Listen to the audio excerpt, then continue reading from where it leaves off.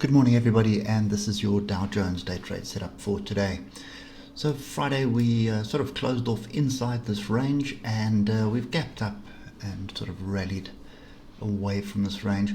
Now on the S&P we do have a pretty solid channel which we have broken out to the upside, so that always gets me a little bit cautious, but different picture on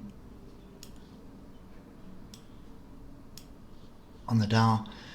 Well, I suppose we could argue that it is fairly similar, but there isn't a channel that I can line up with on the downside. But there's an upward trend line here that we've broken through. So, not entirely 100% sure that that is valid. It's also public holiday in the USA. It's President's Day today.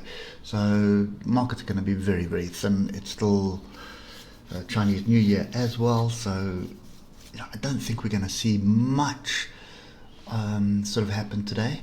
But anyway, this here is relatively interesting. I'm just going to delete that diagonal. Let's just focus on the horizontals, because to me that is strong upward trend, sideways range break. So we would be looking for a retest to the break to confirm the upward momentum.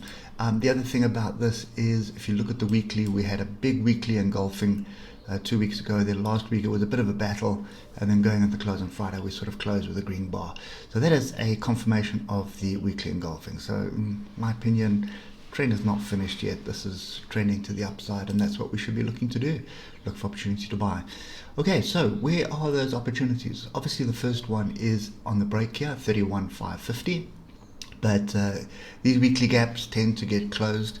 Even last week's gap, was there one on, there was a small one on the Dow, but it wasn't really visible last week. But on the S&P it did close. But these weekly gap ups typically have been closing quite often. So that's the one thing that I'd be looking for. So if you are trading the futures market today, you're going to have to just be relatively careful. I would expect this to come back. I would not be surprised to see it come back and sort of find support further down, because that's typically what happens during a sort of a holiday.